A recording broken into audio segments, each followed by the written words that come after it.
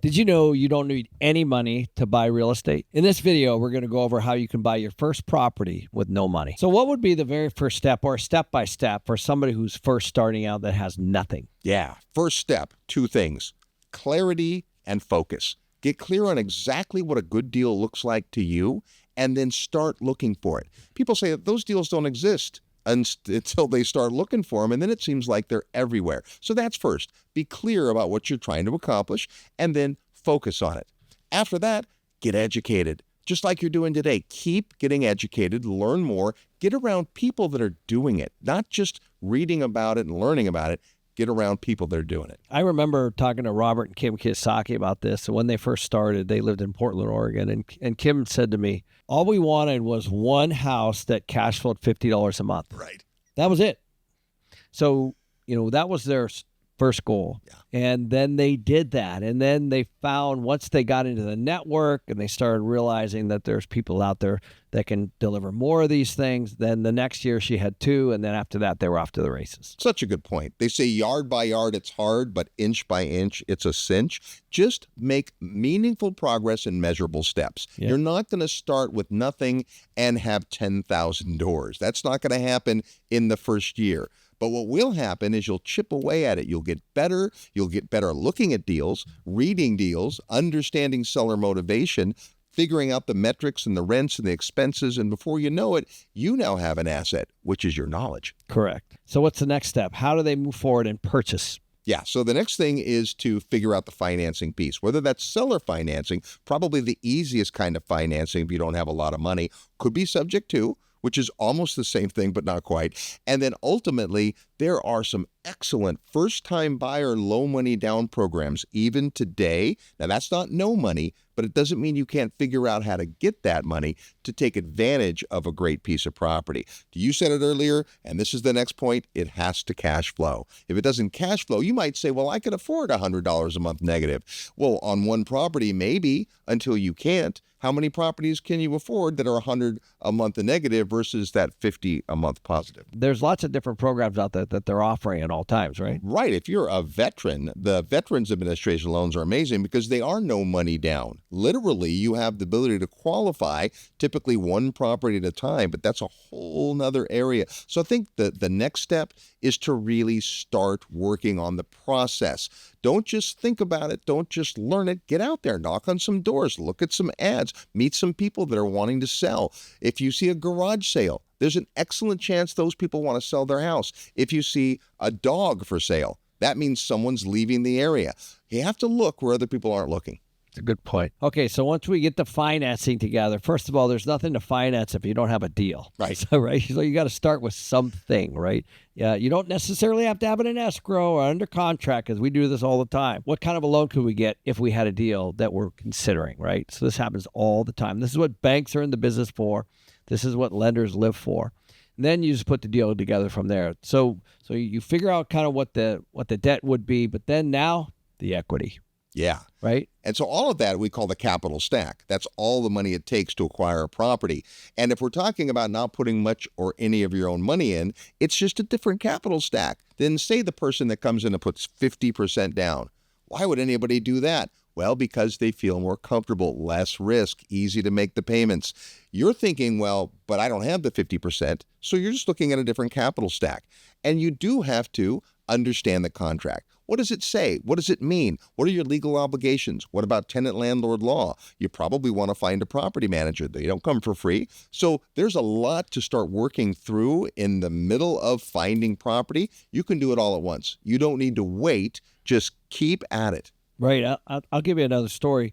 So as you know, right now I'm doing all these billboards, right? And these billboards are, let's just say, $500,000 to $1 million each, depending on where they are. We're not doing any debt. It's 100% equity. So we're just saying, okay, we're buying these things at $500, $1 million each, and we're just going to keep accumulating them over the next few years. And then at some point, we can go back to the bank and say we want to put debt on these. So let's say we buy 10 at $1 million each. Now we have $10 million of cash into these with lots of different investors raising money, buying these things piece by piece. We could take that $10 million into the bank and say we have $10 million of equity in these things. It actually be significantly more because each one's about 1.5 to 2 million bucks when they're fully up and running. So let's say it's 15 to 20 million dollars of value. You can actually go put debt on those. Now, you might not want to, but you can, and that's the point. The bank wants to finance based on collateral. So if you buy something all cash and put debt on it later, that's okay. But you can also do it before you buy it. Yeah, and I think that's part of depending on where you are. If you don't have any cash, no harm in that, by the way. We've all been there. What you have to do is you have to outthink the competition. Once you have all cash, you have a lot more options. But the way to get there is exactly what we've talked about. Well, I'll tell you a funny story. We just bought a 158-unit building recently, about a month ago, called Boulder Creek. And it's a crazy good value add. I mean, we were excited to get the deal. It's about 25 million bucks. And we had the thing all raised, and we had oversubscribed, essentially. So yesterday, I went to my CFO. I go, when can I wire my money in? And they go, it's already full. I go, what are you talking about? So both Ross and I didn't get in the deal. What? On the equity side. Yeah. So this is a deal that we just bought. We're the general partner, and all the money came in as an LP. We didn't actually put any in. It's the first one in a long time. I'm going to say over 10 years. So I was a little pissed because I was like, really? Because we had so many people wanting to invest in it. And this is the point. The point is I just bought a deal, 158 units, and I didn't put a nickel in there. Now, I'm not happy about it. I wanted to because I actually want to be in the LP, because I always tell people I'm right alongside you on my investment. And so I tore a strip off our investor relations, and I said, next time you need to hold a piece for me and Ross.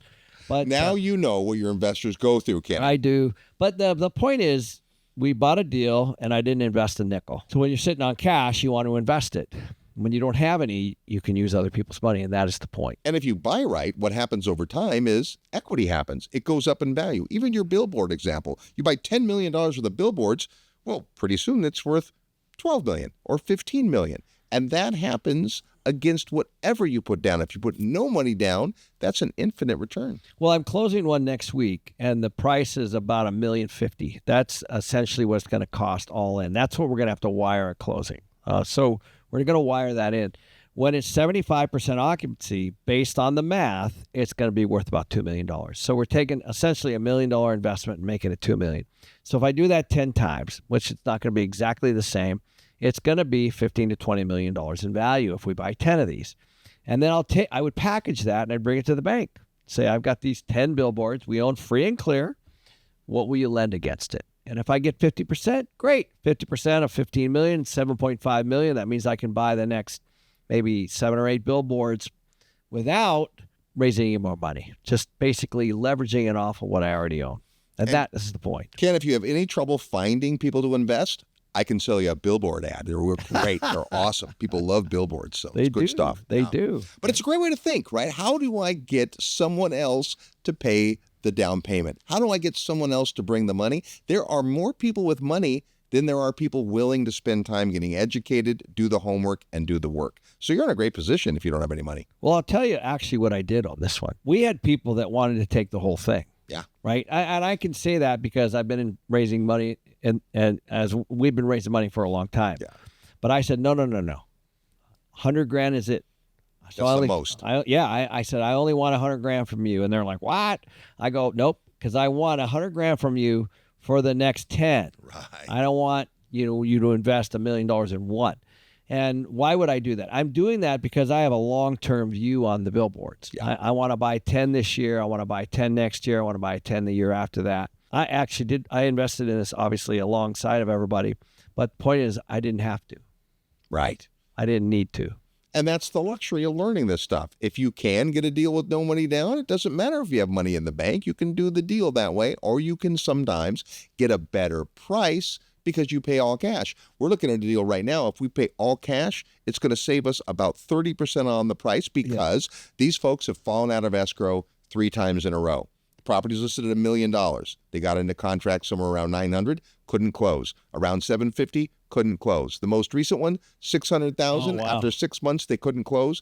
Guess what? We come in and say, how much would you sell it for if we could give you all cash and close in 10 days? very different answer. Yes. Now, you don't start there. Nobody starts there. You have to start with what you have. And if what you have is gumption and enthusiasm and desire, that's way more important than the money, because the money you can find. Yeah, the money you will find. You just got to get into the right circles. And trust me, when you have something that makes sense, people will invest in it. Robert, wouldn't you agree with that? Completely. So many people think you have to have money to buy real estate. And reality is the money has to come from somewhere. It just doesn't have to come from you. I know. Most people don't realize that. Like, first of all, almost nobody has money, right? Which is why so many people are watching No, today. it's the truth. Yeah. Like even guys that have money, they actually try to put deals together with no money. Yeah. Always, right? Well, the classic no money down. But if you think about even a traditional purchase, the bank loans most of the money. You put down a little bit of money and the bank puts the big chunk down. And yet any appreciation of the property doesn't go to the bank. It goes to you. I know. It's a really good deal. Some people know the term OPM, or other people's money. Well, here's a small secret. It's all OPM. No, it is. It is. I mean, because the whole system's designed for people to put money in the bank, and then the bank has a problem. Yep. Because they owe you interest, and that's an expense to the bank. So the bank has to lend it in the form of debt or equity. It's all OPM, whether it's in a pension or whether it's in a life policy or a retirement account. It doesn't really matter. It's all other people's money. And so once you realize that you're actually using other people's money to buy whatever it is you want, you don't actually need savings. You just need a great deal. Yeah, a great deal will help you find the money that you need. The obvious place is from a lender, the bank. A thing people don't think about, sometimes the seller. The seller wants to get rid of the house, but they might carry the financing. Now you could get in with very little or no money down.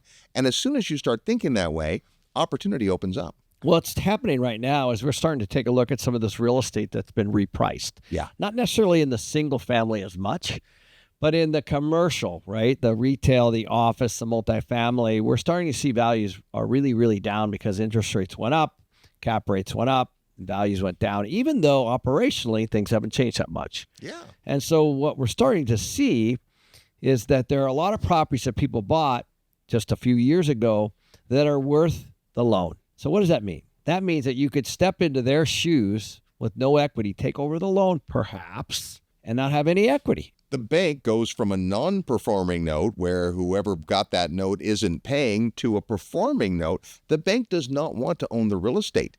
They want you to own the real estate. Banks suck at real estate ownership. Trust me, they do. They're not supposed to own it. And actually, it's a negative hit to their credit rating anyway. When a bank takes back something that they've loaned on, that's not good for the bank.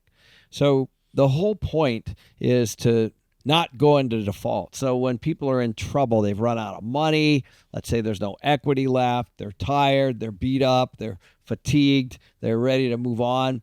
It's very, very, very common for people to step into the shoes. Now, there's risk. Don't get me wrong. There's definitely risk.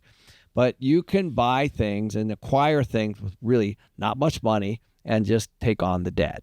And in fact, if you find one of those great deals, there's probably people in your world who are too busy to be watching videos and studying and learning, but they have some money set aside. And you can create partnerships, friends, family, other folks who would say, if I put up the money, would you go do the work and find the deal? Clearly don't want to do that unless there's some kind of value add in the future, right? You don't just want to step into somebody's shoes and just take on that liability and look back a year or two later and go, why did I do that? That's not the point. The point is you want to step into something that you can create value or that's going to go up in value. And it could be quite simple. It could be taking something that's 50% vacant and just finding a tenant for the other half. Well, that's a simple way to do it. But if you think about it, whoever owns the property now, their problem is not necessarily your problem. So they want out for whatever reason, a life reason, a work reason. You come in and you're able to help them out of their problem and create upside for you. That's right. And I know I have a couple friends there's a lot of people that have a lot of equity in their houses and they're even paid off. And they don't want that tax hit. Right. So what they're doing is they're doing like a lease carry, which takes them over a number of years. And so they can slowly take that money, but not get it taxed at today's rates, right? So tax can drive that for sure, but also just the idea of leasing to buy which in some states you can do, in some states you can't. You have to research that. But if I can lease to own a property, I live in the property, I have what would normally be rent, but I earn myself into a position. It's not cash that I need. I need that time in the saddle, and eventually I could take over that property. So we both know that this is the number one obstacle. Sometimes I wonder whether or not it's just a big excuse that people use because they don't want to come to the grips. So they're in a little bit of a denial that they can actually buy stuff without their own money, right? Oh, it's all that. It's what the you number think one. about. It's the number one issue. I think it's the number one perceived issue. Yes. Because once you're over it, and you see real estate completely differently. But when you start and you don't have any money, you think, well, I just can't do anything. And that's just not true. I know, because what my experience has been that each time I've found a really good real estate deal, whatever it is, the money flows in. Yeah. You never actually really even have to do a business plan. There's no sales process. There's no heavy selling. It's just people recognize immediately what a good deal is. You find a deal, you're excited about it, you start sharing about it, and before long, people are like, well, could I get in? Could I be included? It happens all the time. You'll have all the money you need. I call it the paper napkin, right? It's like if you should be able to sketch it out on a paper napkin in less than 30 seconds, and people should be able to look at that and go, okay, I get it. Right. We always joke, the nicer the brochure, The worse the deal. Yeah, right? Yeah. Simple is good, and it isn't that complicated to figure out how to buy real estate. Get started, it seems like it is, but there are a lot of people who have money and want deals and want access to deals, and they're too busy to do whatever they do to live, thrive, and survive that they'd rather give the ball to you. That's Now right. you go out, you find a great deal, and just include yourself in on it. Correct. I know. That's how we both started. That's Yeah. how everyone starts, guys. I'm telling you. The ones with the money is where you get the money. Another great way to start, if you don't have any money, is to find properties and either wholesale them, meaning you're going to turn around and sell a property you don't own for a little profit, or work on an assignable basis where you can find someone who just isn't working as hard as you are to find a deal, find a motivated seller, get in the right market, find that property that has that work that's going to be able to create equity. If you can get in that position, and now maybe you can't close. I can't even afford the down payment. I can't qualify for the loan. But I know a guy who would love this deal. That's a great way to get started with literally no money. Correct. This is how a lot of house flippers get their deals. Yeah. They actually get them through wholesalers, You bet. right? And then there's also subject to, which is another one, Yeah. right? Which is subject to someone else, but you're essentially stepping into their shoes like we talked about a minute ago. Yeah, it's another way to assume a loan that already exists. Right. They have a reason for being out of the property. If you think that the property makes sense from a financial basis, what would it rent for? What are these expenses? I could take it subject to the existing loan and put either very little or in some cases, no money down. Yeah. So why would you want something like that? I'll tell you exactly why. Interest rates right now are 6 or 7%. You could actually step into a subject to loan that might be 2.5%, 3.5%. That was done 4 or 5 years ago. Yeah. I mean, why wouldn't you want to step into that? You're basically getting a property subject to the terms and conditions of the person who actually owns it. You got to consider that as you're moving forward. But that's another great way to step in with no money. Yeah, because the property is an asset, but in the case you just described, the loan is an asset. Right. That's right. The loan is an asset because you could not trade that out and make probably financial sense with it at today's rates. You know, the other thing about getting started is eventually you're going to work yourself into a portfolio where maybe you do have some money down, because no money down deals aren't necessarily the best deals, but they're the best deal for anyone who's struggling to put together down payment. And a great way to get that ultimate down payment is do a few of these kinds of deals until you're in position. Well, you just get into the game is basically what you're doing at that point. Don't forget, no money down also means 100% financed. Right. That's not always good because at the end of the day, it still has to cash flow. That's the biggest thing. If it doesn't, all you're doing is feeding an alligator, and that doesn't Yeah. work for you. It's not going to work for the next buyer. You're just going to take over somebody else's problem. Yeah. Yeah, and you don't want to do that. It all has to make sense financially. It has to cash flow, and there has to be a story. There has to be some kind of value add to it. And yes, it's hard to find. No, you're not going to find one each and every day. It's going to take a long time. You might only find one a year, if that. But the reality is, if you look and you do the process, you're going to find something. There are don't wanters of real estate everywhere. You just have to search. They aren't going to come knock on your door. You have to do things that other people aren't willing to do. You're not just going to go to the MLS. You're not just going to go to the courthouse steps. You're going to have to uncover some stones. But if you do it, then you've got more deals that you can do. Now you have something else to bring to the party. That's right. Buying your first property is exciting, but managing it will break or make your first investment. The good news is it doesn't have to be that hard if you know what you're doing. After managing over 50,000 units in the last 30 years, I've seen about everything. If you want to avoid the biggest mistakes that investors make, then watch this video next.